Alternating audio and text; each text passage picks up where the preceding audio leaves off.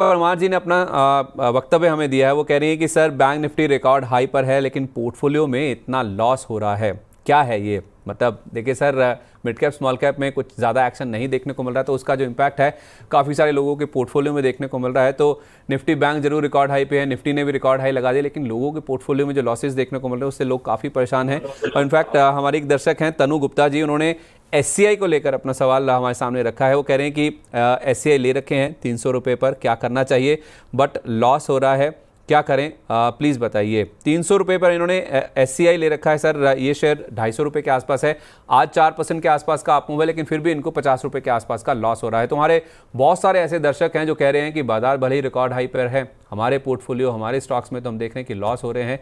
तो एससीआई और ऐसे लोगों को आप क्या जवाब देना चाहेंगे सर? जी तो देखिए, अगर आप बाजार के ट्रेंड को देखिए तो जब बैंक निफ्टी नहीं चल रहा था, जून के बाद निफ्टी आईटी चलना शुरू किया। उसके पहले से अगर आप देखें तो केवल अकेले जो सेक्टर सबसे ज्यादा चल रहा था वो था ऑटो और उसके साथ फार्मा। तो दो सेक्टर्स में बड़ी तेजी बनी हुई थी। जून के बाद आप आईटी ने भी ज्वाइन कर लिया, आईटी में भी एक तेजी बनी रही।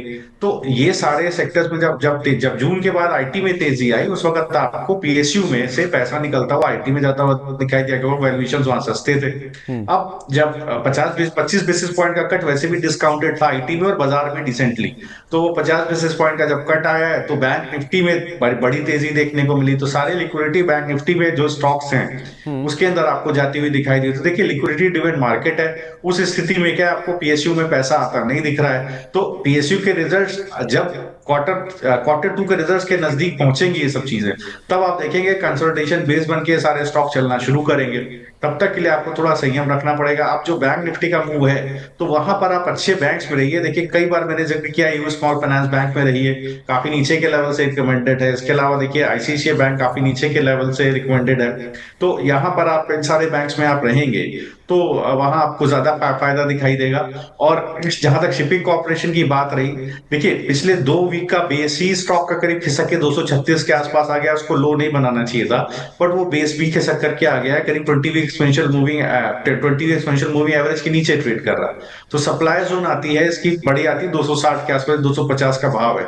हम्म। तो देखिए, खिसक करके अगर स्टॉक कहीं 222 के आसपास भी आ जाए तो आप इसको ऐड जरूर कीजिएगा। देखिए, ये सब कंपनीज ऐसी हैं जिनके आने वाले क्वार्टर्स में भी रिजल्ट्स अच्छे ही रहने वाले हैं। जो देखिए, मझगांव डॉक है, एचएएल है, शिपिंग कॉर्पोरेशन ऑफ इंडिया है, तो ये सारी कंपनियां, इरेडा है, ये सब कंपनियों के अच्छे रिजल्ट आएंगे। तो जब जब एक बार स्टॉक कंसोलिडेट हो जाएगा, इसके बाद दोबारा इसके अंदर तेजी आएगी। बट अभी जिस सेक्टर में तेजी है वहां पर आप पोजीशन बनाए तो आपको ज्यादा फायदा होगा।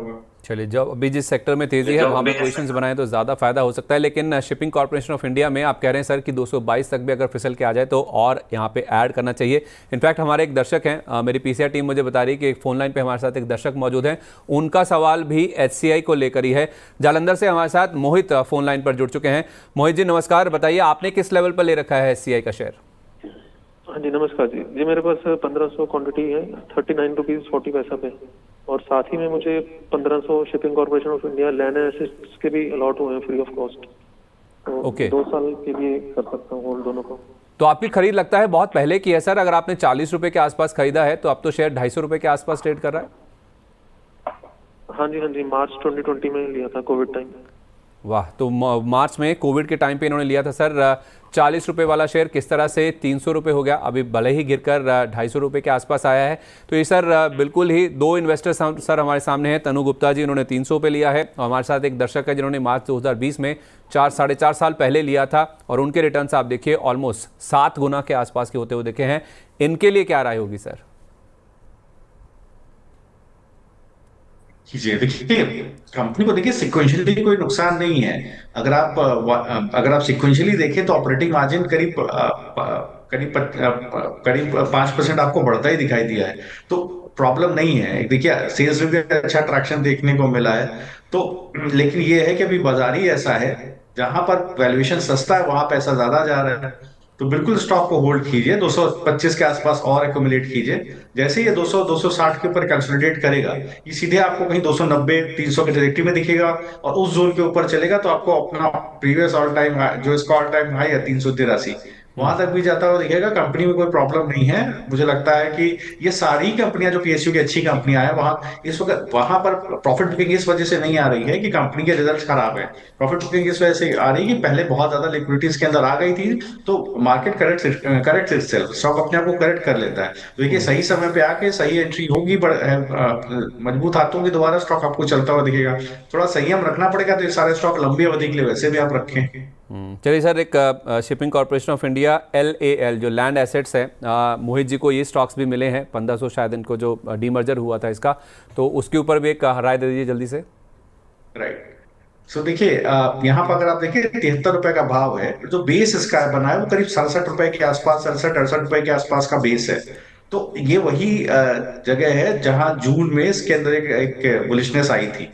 तो देखिए वहां तक का स्टॉक गिर सकता है जब कभी 67, अभी 73 रुपीज का भाव है, 67, 68, 69 के जोन के पास आप इसको ऐड कीजिए। एक स्टॉप लॉस थोड़ा नीचे का रखिएगा, समय अराउंड 59 का। धीरे धीरे करके स्टॉक आपको दोबारा रिकवरी में दिखेगा। ट्रेंड नेगेटिव नहीं है स्टॉक का। ट्रेंड नेगेटिव तब होता है जब हायर हाई हायर लो का ट्रेंड निगेट हो जाता है, लेकिन उसमें ऐसा कुछ भी नहीं है। 67, 68 पे सपोर्ट है, वहां खरीदिएगा। सप्लाई जोन बनता है इसका 80 रुपए के ऊपर। तो जैसे 80 के 80 रुपए के ऊपर चलना शुरू करेगा, ये दोबारा आपको 9600 के जोन में दिखेगा।